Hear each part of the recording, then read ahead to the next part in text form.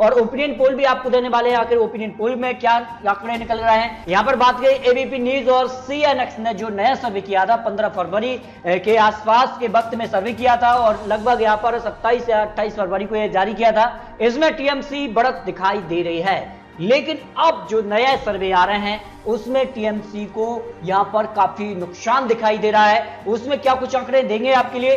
151 plus या 5 सीटें हो सकती हैं, यानी 5 सीटें अगर माइनस होती हैं तो 148 का जो आंकड़ा है टीएमसी से वो फिर पीछे रहता नजर आ रहा है। और टीएमसी ने यहां पर लगभग ऐलान किया है कि वो गठबंधन में चुनाव नहीं लड़ेंगे, वो अकेले ही चुनाव लड़ेंगे।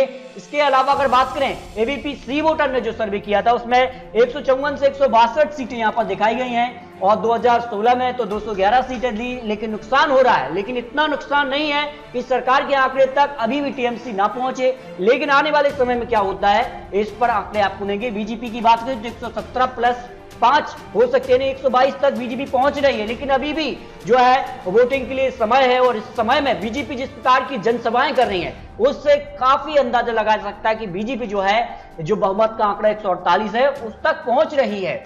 जबकि यहां पर एबीपी सी वोटर ने 98 से 106 सीटें दिखाई थी और 3 सीटें ही 2016 में जीती थी, यानी 3 सीटों वाली बीजेपी क्या 2021 में 148 का आंकड़ा पार कर पाएगी, ये तो 2 मई को क्लियर होगा। लेकिन बीजेपी का जिस प्रकार से रणनीति है, जिस प्रकार से चुनावी जनसभाएं देखने को मिल रही है, बड़े बड़े दिग्गज नेता बीजेपी के पश्चिम बंगाल के दौरों पर है, उससे काफी कुछ बदलता नजर आ रहा है। जिस प्रकार का यहाँ पर जनसभा यहाँ पर हो रही है, जिस प्रकार का यहाँ पर जन समर्थन बीजेपी को मिल रहा है, उससे बीजेपी काफी यहाँ पर उत्साहित है। और लेफ्ट कांग्रेस की बात करें तो 24 सीटें यहाँ पर सर्वे में दिखाई हैं, जबकि 2016 में 76 सीटें, यानी कांग्रेस लेफ्ट के लिए भी पश्चिम बंगाल में नुकसान होता नजर आ रहा है। जो आंकड़े हैं अन्य के खाते में 2 सीटें जा सकती हैं, जबकि 2016 में 4 सीटें, यानी यहां पर बात करें तो एआईएम और अन्य जो यहाँ पर पार्टी है वो ज्यादा असर डालती नजर नहीं आ रही। लेकिन टीएमसी का जो वोट शेयर है उसको कम करने का काम जरूर करेंगे अगर ये चुनावी मैदान में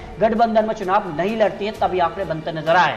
एक और नया जो सर्वे एक्सपर्ट ने दिया था उसमें अगर बात करें तो काफी कुछ बदलता नजर आया। तो 3 सर्वे में जो आंकड़े बने हैं बीजेपी 180 पार करती नजर आ रही है 294 में, जबकि 97 सीटों तक ही यहाँ पर टीएमसी पहुंचती नजर आ रही है। सीपीआई की बात करें तो 13 और कांग्रेस के हिस्से में 5 सीटें जाने की संभावना दिखाई गई है अगर टीएमसी गठबंधन में चुनाव नहीं लड़ती है, तब आंकड़े हैं। और अगर गठबंधन में अगर टीएमसी चुनाव लड़ जाती है तो फिर काफी फायदा टीएमसी को पश्चिम बंगाल में हो सकता है। एक्सपर्ट के आंकड़े दिखाए गए हैं। इसके अलावा अगर बात करें तो जो अन्य ओपिनियन पोल है उसमें अगर बात करें तो कांग्रेस लेफ्ट को 8 से 11 सीटें दिखाई है, जबकि एनडीए को अगर बात करें 126 से 136 सीटें, जबकि टीएमसी अभी भी लीड कर रही है 149 से 161 सीटें इस ओपिनियन पोल में दिखाई गई हैं, यानी टीएमसी थोड़ी सी बीजेपी से आगे चल रही है। सारे ओपिनियन पोल सर्वे के आंकड़ों की बात करें तो इस तरह के आंकड़े बनने की संभावना यहां पर दिखाई जा रही है। 2021 में टीएमसी को 138 से 142 सीटें और बीजेपी को 135 से 140 सीटें, यानी टीएमसी और बीजेपी में अब पश्चिम बंगाल में आमने सामने की टक्कर में कांटे का मुकाबला हो चुका है।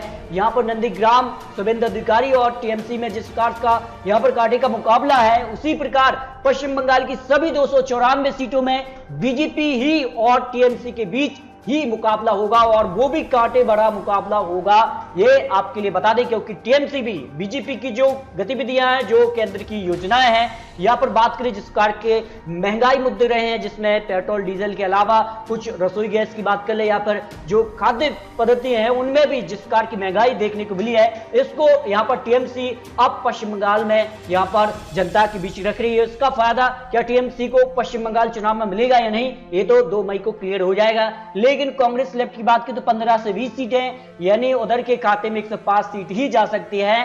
साफ तौर पर 2021 चुनाव में टीएमसी और बीजेपी में एक तरफा मुकाबला नहीं होगा, बल्कि आंकड़े कहते हैं कि कांटे का मुकाबला यहां पर होने वाला है। लेकिन ये तो आंकड़े चुनावी विशेष हैं, लेकिन आने वाले समय में क्या होगा ये तो आने वाला समय ही बताएगा। लेकिन आपको क्या लगता है दोस्तों, 2 मई को किसकी बनने वाली है सरकार?